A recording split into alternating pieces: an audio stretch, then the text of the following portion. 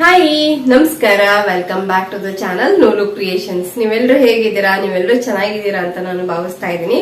So ಇವತ್ತಿನ ವಿಡಿಯೋದಲ್ಲಿ ನಾನು ರೈಸ್ ಬ್ಯಾಗು ಮತ್ತೆ ಒಂದು ಬೇಡದೇ ಇರುವಂತ ಕುರ್ತಿ, ಸೊ ಇದೆರಡನ್ನ ಬಳಸ್ಬಿಟ್ಟು 4 ಉಪಯೋಗಕ್ಕೆ ಬರುವಂತ ವಸ್ತುವನ್ನ ಹೇಗ್ ಮಾಡೋದು ಅನ್ನೋದನ್ನ ತೋರಿಸ್ತಾ ಇದ್ದೀನಿ. ಸೊ ನೋಡಿ, ಈ ರೀತಿಯಾದ ಒಂದು ಕುರ್ತಿ ಇದೆ ನನ್ನ ಹತ್ರ. ತುಂಬಾ ಸಲ ನಾನು ವಿಡಿಯೋಸ್ ಅಲ್ಲಿ ಕೂಡ ಹಾಕೊಂಡಿದ್ದೀನಿ, ನೋಡಿರ್ತೀರಾ. ಸೊ ಈಗ ಇದನ್ನ ನಾನು ರಿಯೂಸ್ ಮಾಡೋಣ ಅಂತ ತಗೊಂಡಿದ್ದೀನಿ. ಹಾಗೆ ಈ ತರದ ರೈಸ್ ಬ್ಯಾಗ್ಗಳು ನಮ್ಗೆ ಇವಾಗ ನಾವು ಗೋಧಿ ಅಕ್ಕಿ ಇದನ್ನೆಲ್ಲ ತರಿಸಿದಾಗ ಬಂದಿರತ್ತಲ್ವಾ. ಸೊ ಇದನ್ನ ಬಳಸ್ಕೊಂಡು ಮಾಡ್ತಾ ಇದ್ದೀನಿ. ಸೊ ನಿಮ್ಮಲ್ಲಿ ತುಂಬಾ ಜನರ ಹತ್ರ ಸ್ಪಾಂಜ್ ಇರಲ್ಲ ಅಂತ ಹೇಳ್ತಿರ್ತೀರಲ್ಲ, ಸೊ ಸ್ಪಾಂಜ್ ಇರಲಿಲ್ಲ ಅಂತಂದ್ರೆ ಈ ರೀತಿಯಾದ ರೈಸ್ ಬ್ಯಾಗ್ ಅನ್ನು ಉಪಯೋಗಿಸಿ ನಾವು ವಸ್ತುಗಳನ್ನ ಮಾಡ್ಕೊಳ್ಬಹುದು. ಹಾಗಾದ್ರೆ ಬನ್ನಿ ಇವತ್ತಿನ ವಿಡಿಯೋವನ್ನ ಶುರು ಮಾಡೋಣ.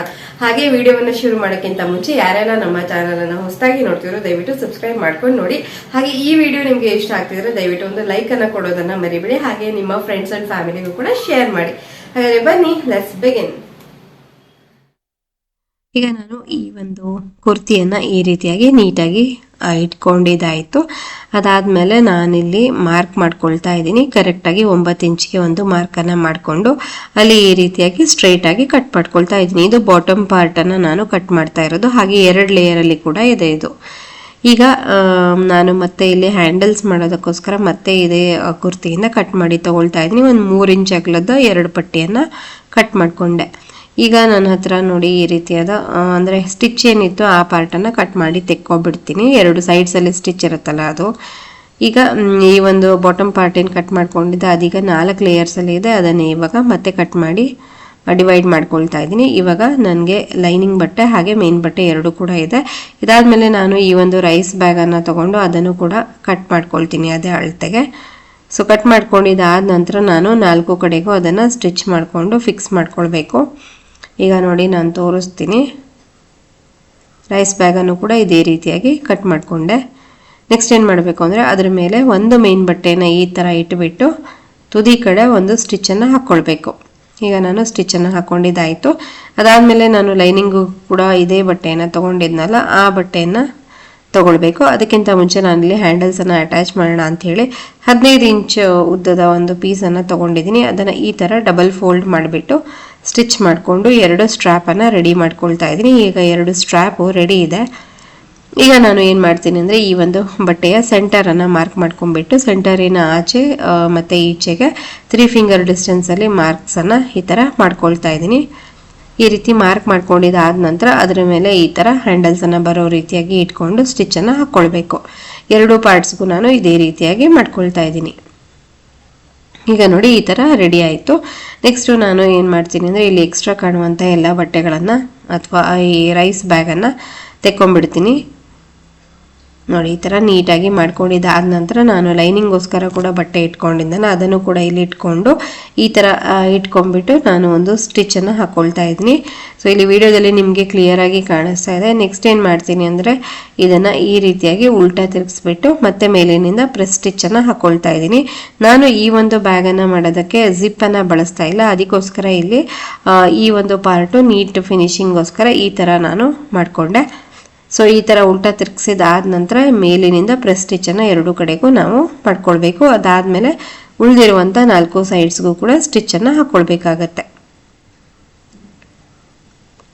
4 ಕಡೆಗೂ ನಾನಿಲ್ಲಿ ಸ್ಟಿಚ್ಚನ್ನು ಹಾಕ್ಕೊಂಡಿದ್ದಾದ ನಂತರ ನೋಡಿ ಈ ಒಂದು ಬ್ಯಾಗು ಅಂದರೆ ಬ್ಯಾಗಲ್ಲ, ಈ ಒಂದು ಪಾರ್ಟ್ಸು ಈ ರೀತಿಯಾಗಿ ಕಾಣಿಸ್ತಾ ಇದೆ. ನೋಡಿ 2 ಪಾರ್ಟು ರೆಡಿ ಆಯಿತು.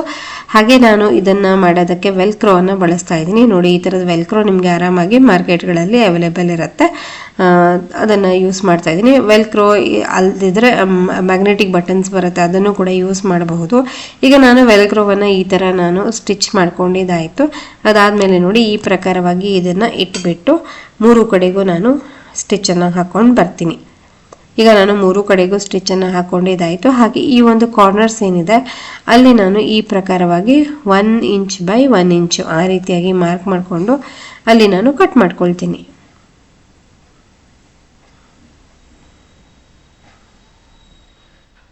ಇದೇ ರೀತಿ 2 ಕಡೆಗೂ ಕಟ್ ಮಾಡ್ಕೊಂಡಿದ್ದಾದ ನಂತರ ನೋಡಿ ಹೀಗೆ ಕಾಣಿಸ್ತಾ ಇದೆ. ಈಗ ಈ ಒಂದು ಪಾರ್ಟನ್ನು ಈ ಪ್ರಕಾರವಾಗಿ ಹಿಡಿದು ಇಲ್ಲಿ ಡಬಲ್ ಸ್ಟಿಚ್ಚನ್ನು ಹಾಕ್ಕೊಳ್ಬೇಕು. ಆವಾಗ ತುಂಬಾ ಚೆನ್ನಾಗಿ ಇರುವಂಥ ಬ್ಯಾಗು ರೆಡಿ ಆಗುತ್ತೆ. ಈಗ ಇದನ್ನು ಸೀದಾ ಮಾಡ್ಕೊಳ್ಳೋಣ. ಸೀದಾ ಮಾಡ್ಕೊಂಡ್ಮೇಲೆ ನೋಡಿ ಕಾರ್ನರ್ಸ್ ಎಲ್ಲ ನೀಟಾಗಿ ತೆಕ್ಕೊಂಡ್ಬಿಟ್ರೆ ಈ ಥರದ ಒಂದು hand bag ready to use ಇರುತ್ತೆ. ಹಾಗೆ ಇದಕ್ಕೆ ನಾನು ಸ್ಪಾಂಜನ್ನು ಬಳಸಲಿಲ್ಲ, ಮತ್ತು ಇದು ಜಿಪ್ಪು ರನ್ನರು ಇದರ ಅವಶ್ಯಕತೆ ಕೂಡ ಇಲ್ಲ. ಸುಂದರವಾದ ಈ ಒಂದು ಬ್ಯಾಗು ರೆಡಿ ಟು ಯೂಸ್ ಇದೆ. ನಿಮಗೆ ಹೇಗೆ ಬೇಕೋ ಆ ರೀತಿಯಾಗಿ ಇದನ್ನು ಯೂಸ್ ಮಾಡ್ಕೊಳ್ಬಹುದು. ಈಗ ಬನ್ನಿ ಇವತ್ತಿನ ಎರಡನೇ ವಸ್ತು ಏನು ಮಾಡಿದ್ದೀನಿ ಅಂತ ನೋಡೋಣ. ಹಾಗೆ ಈ ಒಂದು ಕುರ್ತಿಯನ್ನು ಮತ್ತೆ ತಗೊಂಡು ನಾನಿಲ್ಲಿ ಅಳತೆ ಮಾಡ್ಕೊಳ್ತಾ ಇದ್ದೀನಿ. ಇಲ್ಲಿ ಮತ್ತೆ ನಾನು ಇವಾಗ 9 ಇಂಚಿಗೆ ಮಾರ್ಕನ್ನು ಮಾಡಿಕೊಂಡೆ. 9 ಇಂಚು ಮಾರ್ಕ್ ಮಾಡಿಕೊಂಡು ಅದನ್ನು ನೀಟಾಗಿ ಲೈನನ್ನು ಹಾಕ್ಕೊಳ್ತಾ ಇದ್ದೀನಿ. ಹಾಗೆ ಇಲ್ಲಿ ಅಡ್ಡ ಅಳತೆ ನಾನು ಸುಮಾರು ಒಂದು 12 ಇಂಚು ಮಾರ್ಕ್ ಮಾಡ್ಕೊಳ್ತಾ ಇದ್ದೀನಿ. ಸೊ 9/12 ಇಂಚಿಗೆ ನನಗೆ ಈ ಒಂದು ಬಟ್ಟೆಯ ಅಳತೆ ಬೇಕು. ಅದೇ ಪ್ರಕಾರವಾಗಿ ಇಲ್ಲಿ ಕುರ್ತಿ ಮೇಲೆ ಮಾರ್ಕ್ ಮಾಡಿಕೊಂಡು ನಂತರ ನಾನು ಅದನ್ನು ಕಟ್ ಮಾಡ್ಕೊಳ್ತೀನಿ. ಸೊ ಇದೇ ರೀತಿ ಕುರ್ತಿಯನ್ನು ಕಟ್ ಮಾಡ್ಕೊಳ್ತಾ ನಾನು ವಸ್ತುಗಳನ್ನು ಹೇಗೆ ಮಾಡ್ತಾ ಹೋಗಿದ್ದೀನಿ ಅಂತ ನಿಮಗೆ ತೋರಿಸ್ತಾ ಇದ್ದೀನಿ. ಸೊ ನೋಡಿ ಇಲ್ಲಿ ಕೂಡ ನಾನು 2 ಎಳೆಯಲ್ಲೇ ಇದೆ, ಇಲ್ಲಿ ಲೈನಿಂಗ್ ಬಟ್ಟೆ ಮತ್ತು ಮೀನ್ ಬಟ್ಟೆ. ಸೊ ಅದೇ ಅಳತೆಯ ಒಂದು ರೈಸ್ ಬ್ಯಾಗನ್ನು ಕೂಡ ಆ್ಯಸ್ ಯೂಶುವಲ್ ನಾನು ಇವಾಗ ಕಟ್ ಮಾಡ್ಕೊಳ್ತಾ ಇದ್ದೀನಿ. ಈಗ ನನಗೆ ರೈಸ್ ಬ್ಯಾಗ್ ಕೂಡ ಅದೇ ಅಳತೆದು ಸಿಕ್ಕಿದ್ದಾಯಿತು. ಈಗ ಲೈನಿಂಗ್ ಬಟ್ಟೆ ಕೆಳಗಡೆ ಮಧ್ಯದಲ್ಲಿ ರೈಸ್ ಬ್ಯಾಗು ಹಾಗೆ ಮೇಲ್ಗಡೆ ಮೇನ್ ಬಟ್ಟೆನ ಇಟ್ಬಿಟ್ಟು 4 ಕಡೆಗೂ ಸ್ಟಿಚ್ಚನ್ನು ಹಾಕ್ಕೊಂಡು ಒಂದು ಸಿಂಗಲ್ ಪೀಸ್ ರೆಡಿ ಮಾಡಿಕೊಂಡೆ. ಅದಾದಮೇಲೆ ಒಂದು ಜಿಪ್ಪನ್ನು ತೊಗೊಂಡು ಈ ಪ್ರಕಾರವಾಗಿ ಅಟ್ಯಾಚ್ ಮಾಡ್ಕೊಳ್ಬೇಕು. ನೋಡಿ ಇಲ್ಲಿ ಹೀಗೆ ಮತ್ತು ಪ್ರೆಸ್ ಸ್ಟಿಚ್ಚನ್ನು ಕೂಡ ಮಾಡ್ಕೊಳ್ಬೇಕು. ಜಿಪ್ ಅಟ್ಯಾಚ್ ಮಾಡೋದ್ರ ಬಗ್ಗೆನೇ ಡೀಟೇಲ್ ವಿಡಿಯೋ ಈಗಾಗಲೇ ನಾನು ಚಾನಲಲ್ಲಿ ಪೋಸ್ಟ್ ಮಾಡಿದ್ದೀನಿ. ಲಿಂಕ್ ಡಿಸ್ಕ್ರಿಪ್ಷನ್ ಅಥವಾ ಐ ಕಾರ್ಡಲ್ಲಿ ಇರುತ್ತೆ, ಚೆಕ್ ಮಾಡಿ. ಹೀಗೆ ಈಗ ನಾನು ರನ್ನರನ್ನು ಕೂಡ ಇನ್ಸರ್ಟ್ ಮಾಡಿಕೊಂಡೆ. ಅದಾದಮೇಲೆ ಈ ಒಂದು ಇದನ್ನು ಈ ರೀತಿಯಾಗಿ ಉಲ್ಟಾ ಇಟ್ಕೊಳ್ಬೇಕು, ಅಂದರೆ ಜಿಪ್ಪು ಕರೆಕ್ಟಾಗಿ ಸೆಂಟರಲ್ಲಿ ಬರಬೇಕು. ಆ ಥರ ಇಟ್ಕೊಂಡು 9 ಇಂಚು ಉದ್ದ ಹಾಗೆ 2 ಇಂಚ್ ಅಗಲದ ಒಂದು ಪೀಸನ್ನು ಕಟ್ ಮಾಡಿಕೊಂಡು ಅದನ್ನು ಡಬಲ್ ಫೋಲ್ಡ್ ಮಾಡಿಕೊಂಡು ಈ ಥರ ಸ್ಟಿಚ್ ಮಾಡಿ ಒಂದು ಸ್ಟ್ರ್ಯಾಪನ್ನು ರೆಡಿ ಮಾಡ್ಕೊಳ್ಬೇಕು. ಹಾಗೆ ಆ ಒಂದು ಸ್ಟ್ರ್ಯಾಪು ಈ ಥರ ಜಿಪ್ ಏನಿದೆ ಅದರ ಕೆಳಗಡೆ ಕರೆಕ್ಟಾಗಿ ಸೆಂಟರಲ್ಲಿ ಬರಬೇಕು. ಆ ಥರ ಇಟ್ಕೊಂಡು ಡಬಲ್ ಸ್ಟಿಚ್ಚನ್ನು ಹಾಕ್ಕೊಂಡು ಇದನ್ನು ಸೀದಾ ಮಾಡಿಕೊಂಡ್ರೆ ನೋಡಿ ಈ ರೀತಿಯಾದ ಪೌಚು ರೆಡಿ ಟು ಯೂಸ್ ಇದೆ. ತುಂಬಾ ಈಸಿ, ಫಾಸ್ಟಾಗಿ ಮಾಡ್ಕೊಳ್ಬಹುದು, ಹಾಗೆ ಒಳ್ಳೆ ಯೂಸ್ಫುಲ್ ಕೂಡ. ಬನ್ನಿ ಇವತ್ತಿನ 3ನೇ ವಸ್ತು ಏನು ಮಾಡ್ತಾ ಇದ್ದೀನಿ ಅಂತ ನೋಡೋಣ. ನಾನಿಲ್ಲಿ ಒಂದು ಸ್ಟ್ರೇಟ್ ಲೈನನ್ನು ಫಸ್ಟಿಗೆ ಹಾಕ್ಕೊಂಡೆ. ಅದಾದಮೇಲೆ 8 ಇಂಚ್ ಬೈ 8 ಇಂಚಿಗೆ ಈ ರೀತಿಯಾಗಿ ಮಾರ್ಕ್ ಮಾಡಿಕೊಂಡು 2 ಬಟ್ಟೆಗಳನ್ನು ಕಟ್ ಮಾಡ್ಕೊಳ್ತಾ ಇದ್ದೀನಿ. ಅಂದರೆ ನನಗೆ ಒಂದು ಚೌಕ್ ಸ್ಕ್ವೇರ್ ಶೇಪು ಬಟ್ಟೆ ಇಲ್ಲಿ ನನಗೆ ಸಿಗತ್ತೆ. ಈಗ ಇದನ್ನು ನೋಡಿ ಈ ಥರ ನೀಟಾಗಿ ಕಟ್ ಮಾಡ್ಕೊಂಡಿದ್ದಾಯಿತು. ಸೊ ಕುರ್ತಿ ಆಲ್ಮೋಸ್ಟ್ ಮುಗಿತಾ ಇದೆ. ಆಲ್ಮೋಸ್ಟ್ 70% ನಾವು ಯೂಸ್ ಮಾಡಾಯಿತು. ಈಗ ಕಾರ್ನರ್ಸ್ ಎಲ್ಲ ನೀಟಾಗಿ ಕಟ್ ಮಾಡಿ ತೆಕ್ಕೊಂಡಿದ್ದಾದ ನಂತರ ನಮ್ಗೆ ಈಗ ಏನು ಬೇಕು, ರೈಸ್ ಬ್ಯಾಗ್ ಬೇಕು. ಸೊ ಒಂದೇ ರೈಸ್ ಬ್ಯಾಗು ಇನ್ನೂ ಸುಮಾರಷ್ಟು ಉಳಿದಿದೆ. ಇನ್ನೂ ಒಂದು ಅಟ್ಲೀಸ್ಟ್ ಒಂದು 2-3 ಪ್ರಾಡಕ್ಟ್ ಮಾಡೋಷ್ಟು ಉಳಿದಿದೆ ನನ್ನ ಹತ್ರ. ಸೊ ಅದನ್ನು ಕಟ್ ಮಾಡಿಕೊಂಡು ಈ ಥರ ಅದನ್ನು ಸೆಂಟರ್ನಲ್ಲಿ ರೈಸ್ ಬ್ಯಾಗು ಹಾಗೆ ಮೇಲೆ ಕೆಳಗಡೆ ಈ ಬಟ್ಟೆಗಳನ್ನು ಇಟ್ಕೊಂಡು ಸ್ಟಿಚ್ಚನ್ನು ಹಾಕ್ಕೊಳ್ಬೇಕಾಗತ್ತೆ. ಸೊ ಸೇಮ್ ಪ್ರೊಸೀಜರಲ್ಲಿ ನಾವು ಎಲ್ಲದನ್ನು ಮಾಡ್ತಾ ಹೋಗೋದು. ನೋಡಿ ಈ ಥರ ಇಟ್ಕೊಂಡು 4 ಕಡೆಗೂ ಸ್ಟಿಚ್ ಹಾಕ್ಕೊಂಡು ಬರ್ತೀನಿ. ಇವಾಗ ನೋಡಿ ಇದು ರೆಡಿ ಇದೆ. ಈಗ ಇದನ್ನು ಈ ಥರ 1 ಫೋಲ್ಡು ಹಾಗೆ 2 ಫೋಲ್ಡು ಈ ಥರ 2 ಫೋಲ್ಡ್ ಮಾಡ್ಕೊಳ್ತಾ ಇದ್ದೀನಿ. ಮಾಡ್ಕೊಂಡಿದ್ದಾದ ನಂತರ ಓಪನ್ ಸೈಡ್ ಏನಿದೆ ಅಲ್ಲಿ ಈ ಥರ ಕರ್ವ್ ಆಕೃತಿಯಾಗಿ ಮಾರ್ಕನ್ನು ಮಾಡ್ಕೊಳ್ತೀನಿ. ಕರ್ವ್ ಮಾರ್ಕ್ ಮಾಡ್ಕೊಂಡಿದ್ದಾದ ನಂತರ ನಾನಲ್ಲಿ ಅದೇ ಪ್ರಕಾರವಾಗಿ ಇದನ್ನು ಕಟ್ ಮಾಡ್ಕೊಳ್ತೀನಿ. ಈಗ ಕಟ್ ಮಾಡ್ಕೊಂಡಿದ್ದಾದ್ಮೇಲೆ ನೋಡಿ ಆಲ್ಮೋಸ್ಟ್ ಒಂದು ರೌಂಡ್ ಶೇಪ್ ರೀತಿಯಾಗಿ ಒಂದು ಶೇಪು ನಮಗೆ ಸಿಗತ್ತೆ. ಹಾಗೆ ಇದನ್ನು ಮತ್ತೆ ಫೋಲ್ಡ್ ಮಾಡಿಕೊಂಡು ಕರೆಕ್ಟಾಗಿ ಸೆಂಟರ್ನಲ್ಲಿ ಮತ್ತೆ ಒಂದು ಕಟ್ಟನ್ನು ಹಾಕ್ಕೊಳ್ತಾ ಇದ್ದೀನಿ. ಈ ಥರ ಕಟ್ ಮಾಡಿಕೊಂಡು ನಾನಿಲ್ಲಿ ನೆಕ್ಸ್ಟ್ ಜಿಪ್ಪನ್ನು ಅಟ್ಯಾಚ್ ಮಾಡ್ತೀನಿ. ಅದನ್ನು ಕೂಡ ನಿಮಗೆ ತೋರಿಸ್ತೀನಿ ನಾನು ಇವಾಗ. ಸೊ ನೋಡಿ ಈ ಥರ ಆಯಿತು. ಈಗ ನಾನು ಇದಕ್ಕೆ ಜಿಪ್ಪನ್ನು ಅಟ್ಯಾಚ್ ಮಾಡ್ಕೊಳ್ತಾ ಇದ್ದೀನಿ. ಸೊ ಒಂದು ಕಡೆ ಈ ರೀತಿಯಾಗಿ ಇಟ್ಬಿಟ್ಟು ಸ್ಟಿಚ್ ಮಾಡಿ ನಂತರ ಮತ್ತೊಂದು ಸೈಡ್ಗೂ ಈ ಥರ ಇಟ್ಬಿಟ್ಟು ನಂತರ ಪ್ರೆಸ್ ಸ್ಟಿಚ್ಚನ್ನು ಕೂಡ ಹಾಕ್ಕೊಳ್ಬೇಕು. ಇದಾದಮೇಲೆ ನಾನಿಲ್ಲಿ ರನ್ನರನ್ನು ಕೂಡ ಇನ್ಸರ್ಟ್ ಮಾಡಿಕೊಂಡೆ. ನೋಡಿ ಈ ಥರ ರೆಡಿ ಆಯಿತು. ಈಗ ಈ ಥರ ತಿರುಗಿಸ್ಬಿಟ್ಟು ಉಳಿದಿರುವಂಥ ಎಲ್ಲ ಸೈಡ್ಸನ್ನು ಸ್ಟಿಚ್ಚನ್ನು ಹಾಕ್ಕೊಳ್ಬೇಕು. ಅದಕ್ಕಿಂತ ಮುಂಚೆ ನಾನಿಲ್ಲಿ 2 ಇಂಚ್ ಅಗಲ ಹಾಗೆ 9 ಇಂಚ್ ಉದ್ದದ ಒಂದು ಪೀಸನ್ನು ಕಟ್ ಮಾಡಿಕೊಂಡು ಅದನ್ನು ಡಬಲ್ ಫೋಲ್ಡ್ ಮಾಡಿ ಸ್ಟಿಚ್ ಮಾಡಿಕೊಂಡು ಒಂದು ಸ್ಟ್ರ್ಯಾಪನ್ನು ರೆಡಿ ಮಾಡಿಕೊಂಡೆ.